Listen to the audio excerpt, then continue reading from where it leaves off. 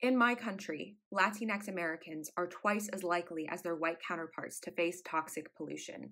Black men are overrepresented by a factor of 3 in our criminal justice institution, and colonialism forced Indigenous nations onto contaminated land as a solution. It's time to dismantle disparate distribution. In this world, it is assumed that women, queer folks, disabled people, children, and men of color will take a place of submission.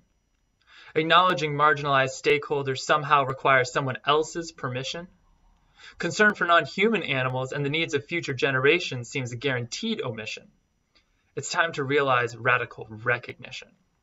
In our communities, no longer are we willing to wait for change, breath-baited in anticipation, because we know that we have had to fight for every stage of emancipation, and making space for equitable decision-making is an ally's true occupation. It is time to promote public participation. Welcome to Climates of Resistance. This class is inspired by America's March on Washington and Australia's Aboriginal Tent Embassy, legislative protests that have left us a legacy, by disabled organizers at the 504 sit-in, demonstrating how good laws are written, by the Black trans women of Stonewall, they who planted seeds that have grown tall in the face of oppression, knowing the persistence of resistance isn't in question, by the Freedom Riders, providers of a history promising us the mystery of justice, and that it's not just us. As the indigenous youth of Standing Rock create a landing block for defiance, we know diversity doesn't mean adversity. Struggles are connected. Wrongs must be corrected. Rights can be collected when we follow in the wake of these giants. And that's what this class means to do.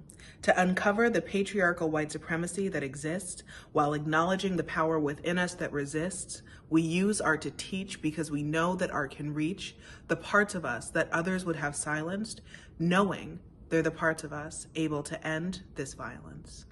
We were born into a world decayed, but from the moment we were born, we remade it. Even as we were conceived, we swayed it, and now the ideas we conceive can aid it, because this world is ill-conceived. But we believe we can unweave the mess, we can achieve redress, we can perceive success. And that is what we swear today.